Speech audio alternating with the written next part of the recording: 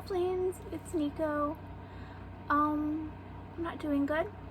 Kevin is definitely not doing good right now. He's at work. This is Monday, May 9th. It's the weekly update. Thought I heard movement. Squee is our old man cat. We have had him for 20 years and we've known him since he was 3 days old.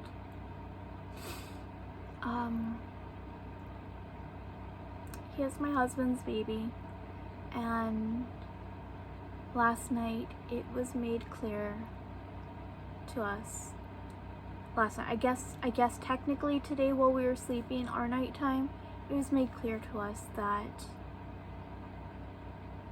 he's ready to go. And we don't want him. We don't want to let him go, but it's not fair for us to be selfish. And that is one thing I have always told myself as a pet owner. Always. Even when I was in middle school, if the animal is in pain, and or is too old and is uncomfortable and there's no light at the end of a tunnel, don't be selfish. I have to adjust my fan. And we want to be selfish. We had this conversation in the middle of the morning, middle of our night, sometime today while it was daylight and we're supposed to be sleeping. We both woke up. I woke up to the smell of horrible poop smell, and I thought like maybe somebody had just gone in the litter box. Apparently Squee lost a little bit control of his bum, and he was going to the litter box, but there is a bit of a mess that I just got up and I cleaned it. And then I woke Kevin up because I was just like, hey, I need to check the room because it was foul. It was pretty bad. And poor Squee, he's just been sleeping on the same towel for the past 4 or 5 days, and today he's miserable and he's sleeping, but when he's awake, I'm pretty sure he's hurting. I'm pretty sure it is just age that has caught up with him. Like, he doesn't have cancer. As far as we know, he doesn't have anything wrong physically. He's just really old, and he has lost a lot of weight, even in the past couple of months.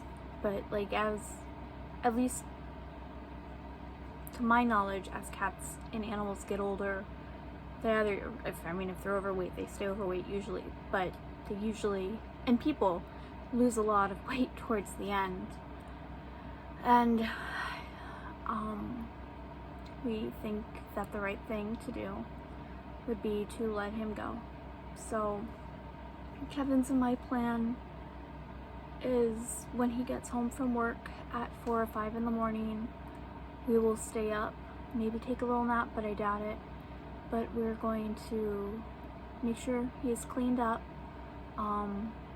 just in case like there's any poo or anything on him that I missed earlier. I'm going to take a paw impression with some of my clay, and might take a couple of impressions.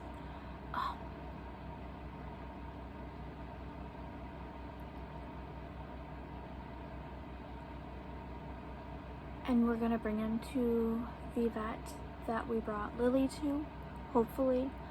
We're gonna call the vet and see if they can get us in, and we're going to let Squee go. We will be with him the entire time. We wouldn't leave him alone.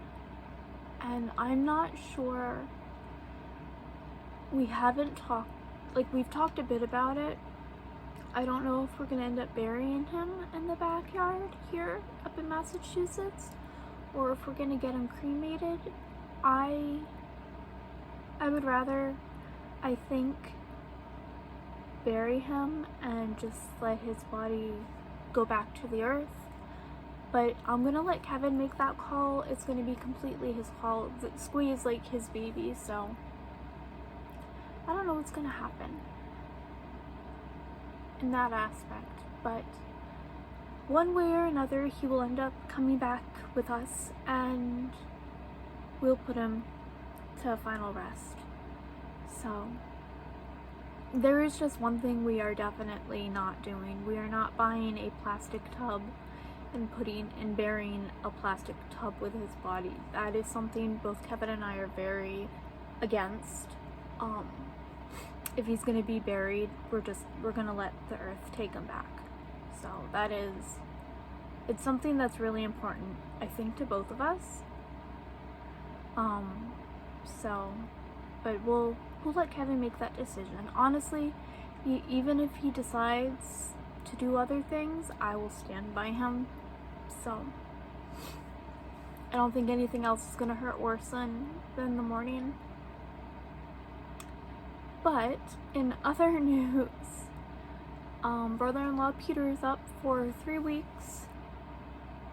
I'm going to a doctor on Wednesday for my knee because it is getting much worse, and this is the soonest, thankfully, appointment, but it's at 9:15 in the morning, which is stupid, but you know, that's because I'm a night person. And I'm working on the Sakura creatures, and it sounds so stupid to talk about things like that, but it's what's happening for Elvenspun.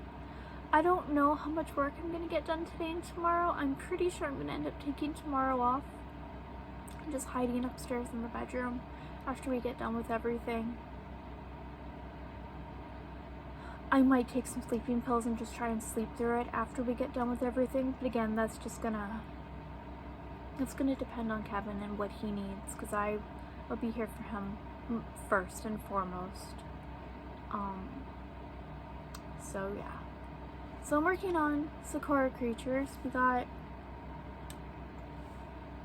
They're getting there. They're getting there. This will have a tree branch. Excuse me. I have a huge Chiron. I have a Tradewind size Chiron. This is like just slightly smaller than Tradewind size. Extra large Griffin? I don't know. So whoever gets adopted this weekend, whatever proceeds, adoption, whatever happens from the invoices will be going towards Squee's final bills, because that's gonna cost money, and then whatever Kevin decides after. So yeah. I don't know what I'm doing today. I really don't. I mean, there's a lot more things I want to create. I think I'm just going to have a Sakura creature adoption first, because that's where I just see things going this week. I might have the creatures ready. If I do, then we'll have the creature adoption, and then I will have a Sakura other things like cover journals and treasure chests and stuff. Again, it's just gonna, I haven't even started a journal or treasure chest or a stash jar. But I also always do a rainbow fairy house. Probably about that size. It's usually a rainbow fairy house stash jar.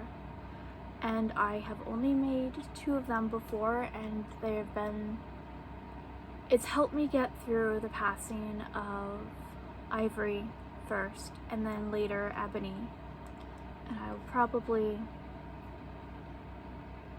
end up making one now when Squee passes. I don't know, it's just something that seems to help. And they're usually in about the same style. They're of course different, but that'll probably end up just being randomly tossed in there at some point in time. So that's how our week's gonna be this week. It's okay. It's not okay. It will be okay.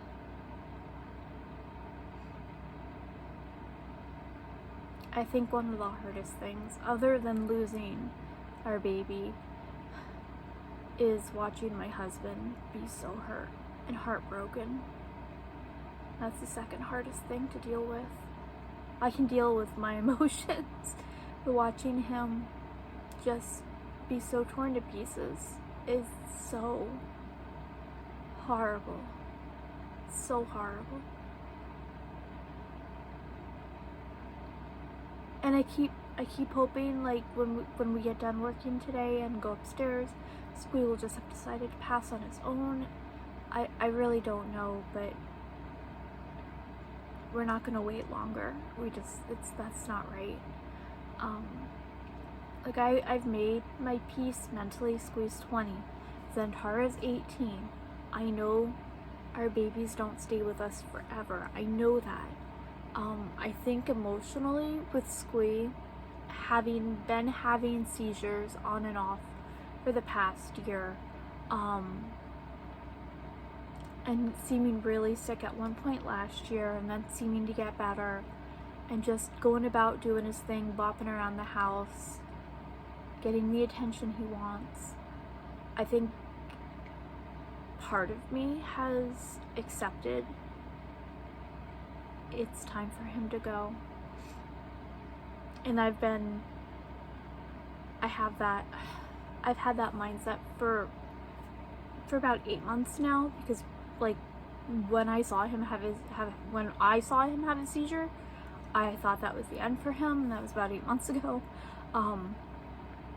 But I think I'm more accepting of, yes, it's Squeeze time. I am less accepting of watching my husband disintegrate emotionally. I know when we had to put Ivory down, Kevin became very depressed. It was very scary how depressed he was. Hopefully we'll be able to get through it nicely-ish.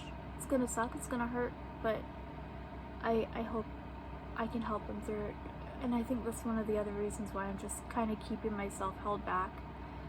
I'm gonna try not to let my emotions go until after, and then probably when I'm alone, when he goes to work and stuff.